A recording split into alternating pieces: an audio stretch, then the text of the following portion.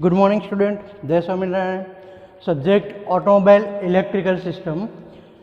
In this subject, last time in previous lecture we are discussing about the MCQ short questions for Unit 1 and Unit 2. AES subject ની અંદર આપણે previous લેક્ચરની અંદર unit 1 અને unit 2 એટલે કે unit 1 હતું આપણું ઇન્ટ્રોડક્શન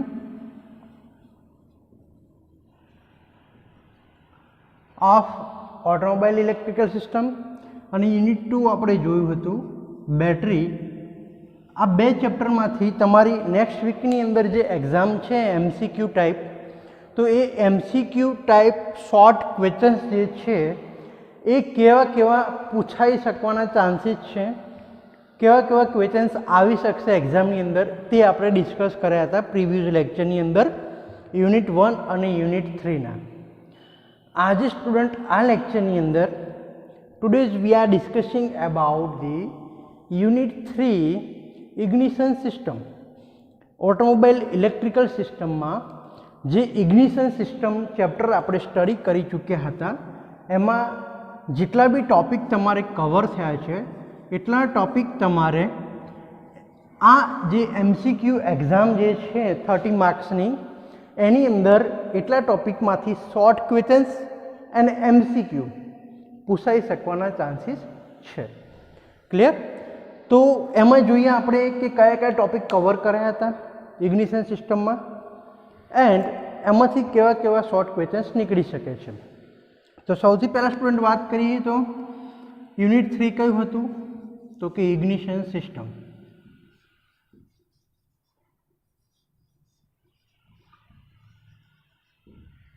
ફર્સ્ટ ક્વેશ્ચન્સ ડિસ્કસ કરીએ તો ફર્સ્ટ ક્વેશ્ચન્સ જે હતો ઇગ્નિશન સિસ્ટમ ચેપ્ટરમાંથી, તે શોર્ટ ક્વેશ્ચન્સ એવું પૂછાઈ શકે કે write down the function of ignition system, એટલે કે ઇગ્નિશન સિસ્ટમનું કાર્ય લખો. સ્ટુડન્ટ મારી જોડે તમે ક્વેશ્ચન્સ નોટ ડાઉન કરતા રહેજો. આ ક્વેશ્ચન્સ કેવા હશે? MCQ હશે અને શોર્ટ ક્વેશ્ચન્સ પણ હશે. શોર્ટ ક્વેશ્ચન્સ તમારે GTU એક્ઝામની અંદર જે ફર્સ્ટ ક્વેશ્ચન્સ આવે છે 14 માર્ક્સનો, જેની અંદર 10 ક્વેશ્ચન્સ આપેલા છે અને આઉટ ઓફ 10માંથી તમારે 7 એટેમ્પ્ટ કરવાના હોય છે. ઇટ મીન્સ કે ઇચ ક્વેશ્ચન્સ આર 2 માર્ક્સ. દરેક ક્વેશ્ચન્સ 2 માર્ક્સનો હોય છે. ક્લિયર? તો એ 2 માર્ક્સની અંદર કેવા ક્વેશ્ચન્સ નીકળી શકે છે ઇગ્નિશન સિસ્ટમમાંથી અને MCQ કેવા નીકળી શકે છે એ પણ આપણે સાથે ડિસ્કસ કરતા રહીશું. પ્રીવિયસ લેક્ચરની અંદર મેં તમને એક PDF દ્વારા જેટલા બી 50 કે 70 MCQ આપણે PDFની અંદર ઓપ્શન સહિત ડિસ્કસ કર્યા હતા. આજે આપણે શોર્ટ ક્વેશ્ચન્સ યુનિટ 3ના ડિસ્કસ કરીએ તો એમાં ફર્સ્ટ ક્વેશ્ચન્સ આવે છે short questions function of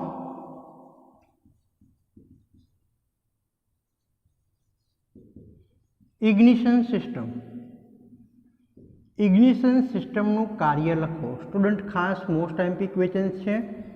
last 3 યરથી આ ક્વેશ્ચન્સ રિપીટ થાય છે GTU એક્ઝામની અંદર કે ઇગ્નિશન સિસ્ટમનું કાર્ય લખો. તો તમને આઈડિયા હોવો જોઈએ કે ઇગ્નિશન સર્કિટ આપણે જે ભણી ચૂક્યા, ઓટોમોબાઈલ વ્હીકલમાં ઇગ્નિશનનું કાર્ય શું છે કે જે એન્જિનની અંદર એર અને ફ્યુઅલ જે મિક્સર થઈને અંદર આવે છે during the suction stroke of engine, inlet valve open and shut the air and fuel mixer in the cylinder. Clear? એ જે એર અને ફ્યુઅલનું મિક્સર આવ્યું સિલિન્ડરમાં, તેને ઇગ્નાઇટ કરવાનું, તેને કમ્બક્શન કરવાનું ફંક્શન કોનું છે? તો કે ઇગ્નિશન સિસ્ટમનું. ઇગ્નિશન સિસ્ટમમાં કયા પાર્ટ્સ દ્વારા ઇગ્નાઇટ કરીએ છીએ? By which part to ignite the combustion chamber in fuel mixer? તો એ કયો પાર્ટ છે student? Spark plug. Spark plug દ્વારા ઇગ્નિશન સિસ્ટમમાં જે મેઇન કોમ્પોનન્ટ હોય છે સ્પાર્ક પ્લગ, તો એ સ્પાર્ક પ્લગ દ્વારા આપણે એર અને ફ્યુઅલનું જે મિક્સર હોય છે સિલિન્ડરમાં તેને ઇગ્નાઇટ કરવાનું કાર્ય કરાવે છે ઇગ્નિશન સિસ્ટમ. ક્લિયર? તો આ 2 માર્ક્સનો આવો ક્વેશ્ચન્સ આવી શકે છે.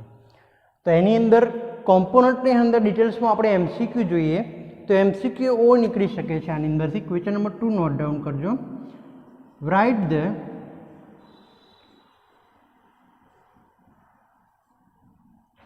પાર્ટ્સ નેમ ઓફ ઇગ્નિશન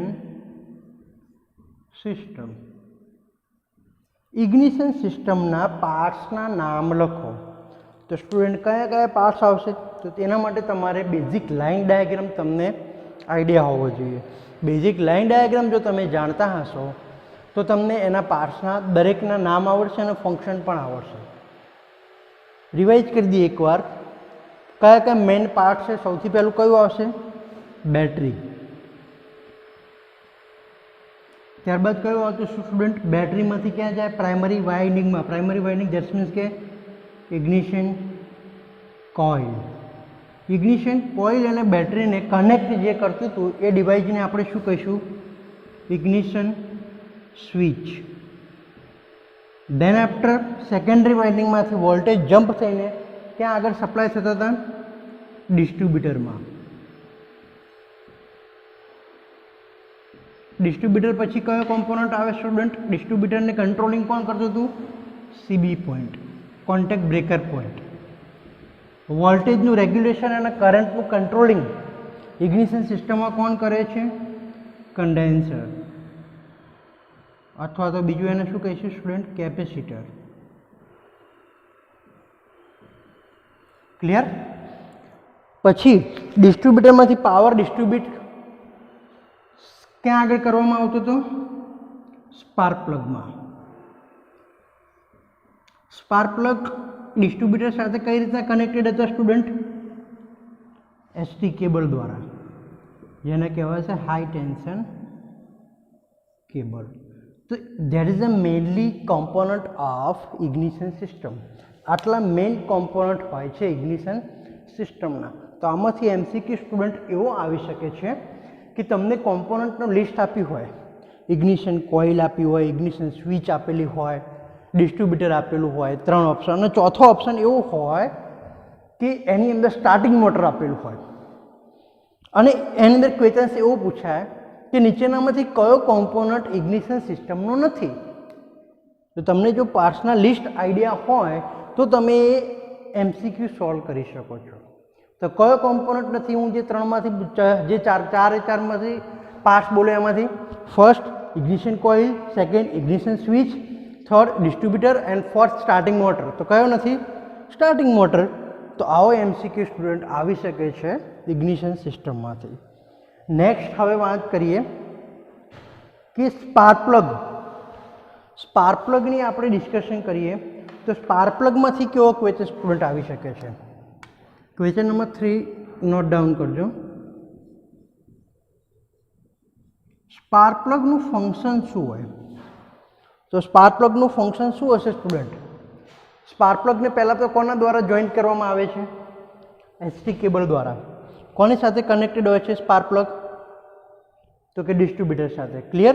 તો ડિસ્ટ્રીબ્યુટર સાથે સ્પાર્ક પ્લગ જે કનેક્ટેડ હોય છે તો એ સ્પાર્ક પ્લગને આપણે જે કનેક્ટ કરીએ છીએ તેની અંદર આપણે power high voltage supply.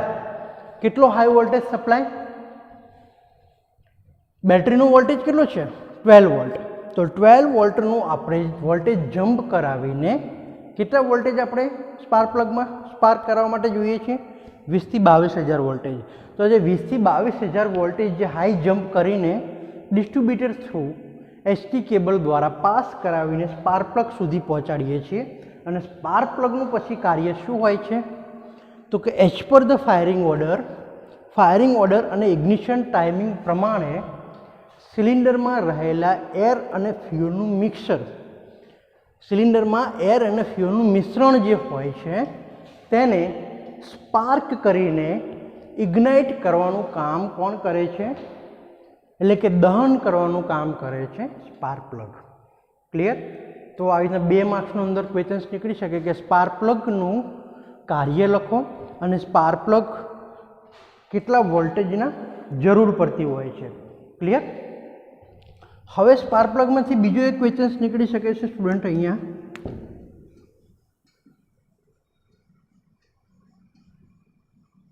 Types of spark plug. Spark પ્લગના ટાઈપ્સ કેટલા છે? તમે student as a automobile engineer હોય તો સ્પાર્ક પ્લગ તો તમે જોયેલો જ હોય, દરેકે હાથમાં લઈને વિઝ્યુલાઇઝ કરેલો હશે. ક્લિયર? તમે જુઓ છો કે જે હીટર પ્લગ કહેવામાં આવે છે, અથવા તો અલગ અલગ ટુ વ્હીલરના, તમે આપણે ટુ વ્હીલરની વાત કરીએ, ફોર વ્હીલરનો કદાચ તમે ના જોયો હોય, પણ ટુ વ્હીલરની આપણે વાત કરીએ, બાઇકના ને એ બધાને સ્પાર્ક પ્લગની. તો ટુ વ્હીલરના અલગ અલગ મોડલ વાઇઝ, નિયોનો, ડ્રીમ યોગાનો, સ્પ્લેન્ડર પ્લસનો, આ બધાના સ્પાર્ક પ્લગ જોજો, કમ્પેર કરજો એક સાથે, કંઈક ને કંઈક તમને ચેન્જીસ જોવા મળશે. એક બીજાના મોડલનો એક બીજા મોડલમાં સ્પાર્ક પ્લગ ફિટ થાય છે સ્ટુડન્ટ? તો કે ના. કેમ? એનું રીઝન શું છે? તો એના માટે સ્પાર્ક પ્લગના ટાઈપ્સ પાડવામાં આવે છે. બે પ્રકારના types spark plug widely use થતા હોય છે ઓટોમોબાઈલ વ્હીકલના, જેની અંદર છે ફર્સ્ટ ટાઈપ્સ જે છે તે છે હોટ સ્પાર્ક પ્લગ,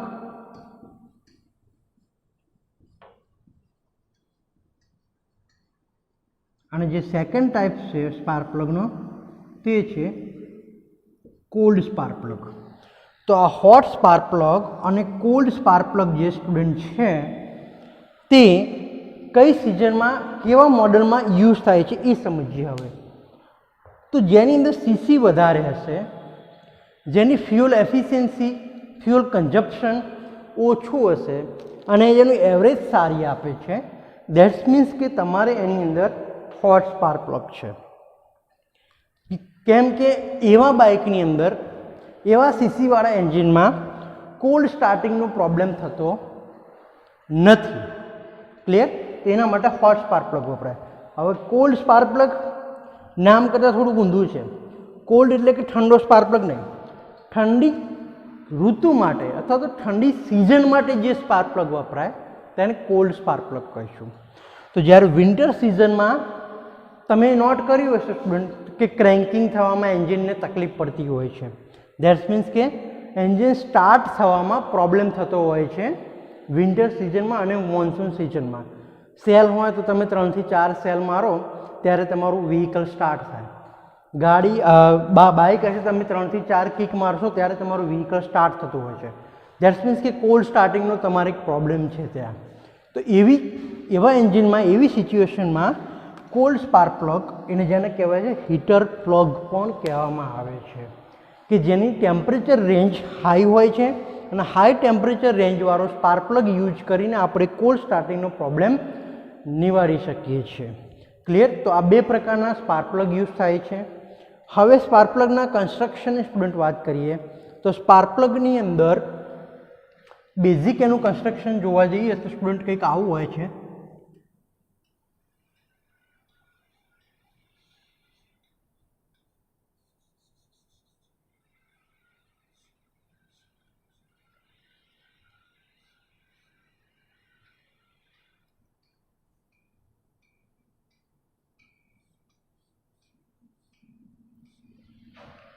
આની અંદર ઇન્સ્યુલેશન કોઇલ એક આપેલું હોય છે, એની વચ્ચે એક સેન્ટ્રલ ઇલેક્ટ્રોડ આપેલો હોય છે.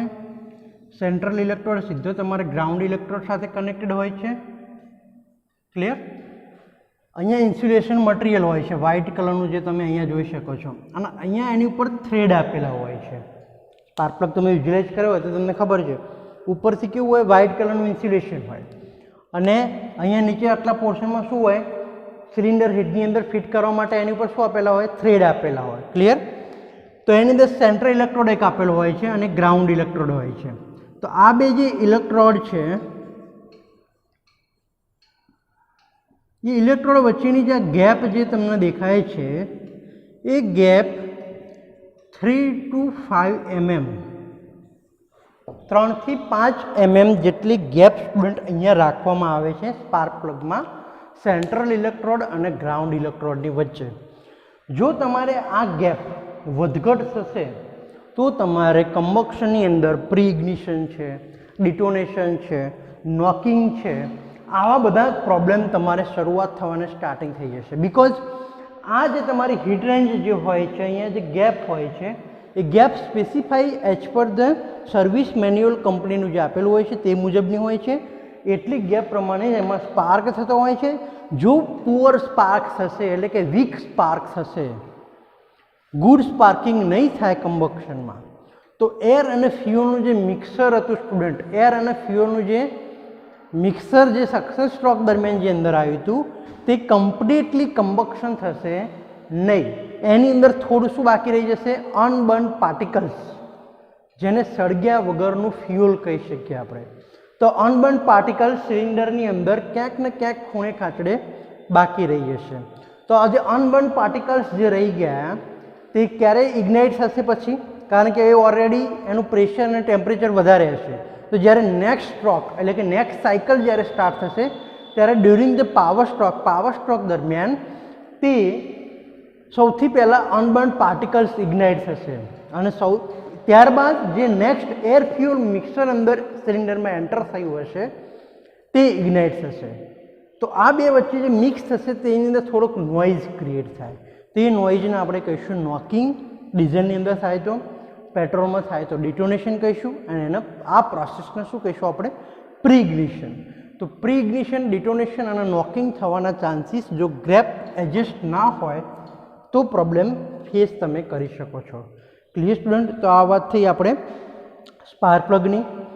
હવે compare to magneto ignition system અને બેટરી ઇગ્નિશન સિસ્ટમના કમ્પેરિઝનમાં ફાયદા ગેરફાયદા જોઈએ તો એ પણ તમારે એમસીક્યુમાં આવી શકે છે કે તમને 3 ફાયદા આપ્યા હોય, નીચેનામાંથી એવું કીધું હોય કે નીચેનામાંથી કયું ફાયદો અથવા તો કયું સેન્ટેન્સ એ બેટરી ઇગ્નિશન સિસ્ટમનો ફાયદો નથી, બરાબર? તો એવી રીતના પણ તમારે એમસીક્યુ આવી શકે છે. એડવાન્ટેજીસ અને disadvantages of ignition system, battery ignition system and magneto ignition system, બંનેના એડવાન્ટેજીસ ડિસએડવાન્ટેજીસ સ્ટુડન્ટ રીડ કરી લેજો ખાસ. નેક્સ્ટ હવે આપણે જોઈએ ફાયરિંગ ઓર્ડર. ફાયરિંગ ઓર્ડરની વાત કરીએ તો સ્ટુડન્ટ કે ફાયરિંગ ઓર્ડર જ્યારે એક્ઝામમાં પૂછાતું હોય છે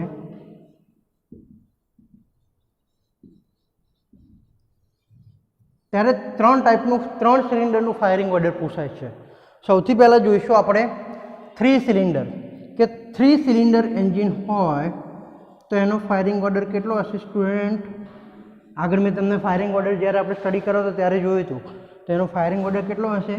1, 2 અને 3. જ્યારે 4 સિલિન્ડરનો કેટલો હોય ફાયરિંગ ઓર્ડર? 4 સિલિન્ડર ઇનલાઇન એન્જિનની સ્ટુડન્ટ વાત કરીએ તો 13-42, અને 6 સિલિન્ડરનો ફાયરિંગ ઓર્ડરને ડિસ્કસ કરીએ તો સ્ટુડન્ટ 6 સિલિન્ડર ફાયરિંગ ઓર્ડર કેટલું હશે? 15, 36 અને 24.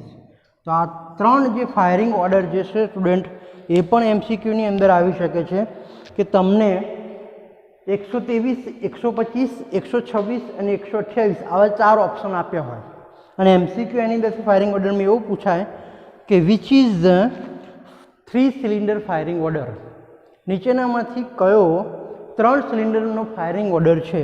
એમાં રાઈટ આન્સર કયો આવશે? 123. એવી રીતના સેમ એમસીક્યુ બીજો આવે 4 સિલિન્ડરમાંથી 13-42 આપ્યો હોય, 14-32 આપ્યો હોય, 15-23 આપ્યો હોય, બીજું કઈ ઓપ્શન આપ્યો હોય તો એમાંથી રાઈટ આન્સર તમારે કયો આવશે? 13-42. 13-42 જે તમારો છે એ 4 સિલિન્ડરનો ફાયરિંગ ઓર્ડર છે. એવી રીતના 6 સિલિન્ડરનો યાદ રાખવાનો 15, 36, 24. તો આ ફાયરિંગ ઓર્ડરની સ્ટુડન્ટ આપણે વાત કરી. હવે નેક્સ્ટ આપણે જોઈશું એમસીક્યુની અંદર કે કેપેસિટર અને મટીરિયલ, ખાસ કયા મટીરિયલમાંથી કયા પાર્ટ્સ બનેલા હોય છે એ પણ ખાસ કરી નાખજો. આપણે જે આ પાર્ટ્સનું લિસ્ટ જોયું તો બેટરીની અંદર શું આવશે? Electrolyte material. ઇગ્નિશન કોઇલની અંદર પ્રાઇમરી અને સેકન્ડરી વાઇન્ડિંગમાં કોપર યુઝ થતું હોય છે. સ્વિચ તો જે નોર્મલી યુઝ થતી હોય ડિસ્ટ્રીબ્યુટર કાસ્ટ આયર્નનું અને એની અંદર રોટર આપેલું હોય છે. CB point, contact breaker point મેગ્નેટિઝમના હોય છે. કન્ડેન્સર, કેપેસિટર, સ્પાર્ક પ્લગનું મટીરિયલ ખાસ કરી નાખજો સ્ટુડન્ટ. તો દરેક પાર્ટ્સના મટીરિયલ ખાસ સ્ટડી કરી લેવા. હવે બેટરી ઇગ્નિશન સિસ્ટમમાં એસટી જે કોઇલ હોય છે અથવા તો હાઈ ટેન્શન કેબલ જે હોય છે, આમાંથી એક એમસીક્યુ સ્ટુડન્ટ નીકળી શકે છે એસટી કેબલનો, કે હાઈ ટેન્શન કેબલ કેટલા વોલ્ટેજ પાસ કરી શકે છે અથવા તો હાઈ ટેન્શન કેબલની કેપેસિટી શું છે, કેટલા વોલ્ટેજની કેપેસિટી છે. તો સ્ટુડન્ટ એ ખાસ યાદ રાખજો, આની કેપેસિટી જે છે 10,000 થી 12,000, એટલે કે 10 થી 12,000 જેટલી વોલ્ટેજની કેપેસિટી હોય છે એસટી કેબલની. તો એમસીક્યુ તમારે એની અંદર કેવો આવી શકે કે નીચે તમને 10 થી 12,000, 10 થી 5,000, 5 થી 10,000, 10 થી 14,000, 20 થી 25,000 આવા 4 એમસીક્યુની અંદર ઓપ્શન આપેલા હોય. અને એવું કીધું કે એસટી કેબલમાંથી નીચેની કઈ રેન્જમાં ઇલેક્ટ્રિક કરંટ પસાર અથવા તો હાઈ વોલ્ટેજ પસાર કરવાની ક્ષમતા છે, કેપેસિટી કેટલી છે, તો 10 થી 12,000 વોલ્ટેજની. સ્ટુડન્ટ ખાસ યાદ રાખજો, અહીંયા 10 થી 12,000 વોલ્ટ જેટલા પાસ કરી શકે છે. તો સ્ટુડન્ટ આપણે આ વાત કરી ઇગ્નિશન ચેપ્ટરમાંથી શોર્ટ ક્વેશ્ચન જે નીકળી શકે છે તેવા 2 માર્ક્સના, અને બીજું એમસીક્યુ એ શોર્ટ ક્વેશ્ચન્સમાંથી કેવા પૂછાઈ શકે છે એનું ડિસ્કશન આપણે કર્યું. હવે આપણે એટીએમના જોઈશું, ઓટોમોબાઈલ ટ્રાન્સમિશન મિકેનિઝમ સબ્જેક્ટના નેક્સ્ટ લેક્ચરની અંદર કાલે આપણે સ્ટડી કરીશું કે એની અંદરથી કેવા ક્વેશ્ચન્સ નીકળી શકે છે. અને ખાસ પણ બીજું યાદ રાખજો કે તમારો જે એન્જિનિયરિંગ ડે સેલિબ્રેટ કરવાનો છે 15 સપ્ટેમ્બર, એની અંદર બધા સ્ટુડન્ટે પાર્ટિસિપેટ કરવાનું છે. કમ્પલસરી બધા સ્ટુડન્ટે પાર્ટિસિપેટ કરવાનું છે. દરેક કોમ્પિટિશનની અંદર ભાગ લેવાનો છે. તમને જેટલા પણ રૂલ્સ રેગ્યુલેશન દરેક જે ગેમ વાઇઝ તમને આપેલા છે, પોસ્ટર તમારે સબમિટ કરાવવાના છે કરંટ સર જોડે. એસે અને પોસ્ટર જ્યારે ડેમો માટેના એટલે કે મોડલ માટેના જે ટૉપિક જે છે તમને આપવામાં આવે છે, 3 ટૉપિકમાંથી સિલેક્ટ કરીને એનું તમારે રજિસ્ટ્રેશન કરાવવાનું છે. અને તમારે 2 મિનિટનો video speech about the engineering day એના વિશે અથવા તો future world of the engineering day engineering આ ટૉપિક ઉપર તમારે 2 મિનિટનો વિડીયો સ્પીચ તમારે રેકોર્ડ કરીને મને વોટ્સઅપ કરવાની છે. ખાસ સ્ટુડન્ટ યાદ રાખજો, કમ્પલસરી છે આ વસ્તુ. એઝ એ એન્જિનિયર તરીકે તમને આ ફેસ્ટિવલ ગમવો જોઈએ. તમારે આ તમારા બધાના સપોર્ટ વડે આપણે સારો એવો એન્જિનિયરિંગ ડે સેલિબ્રેટ કરી શકું છું એવી હું આશા રાખું છું. જય સ્વામિનારાયણ.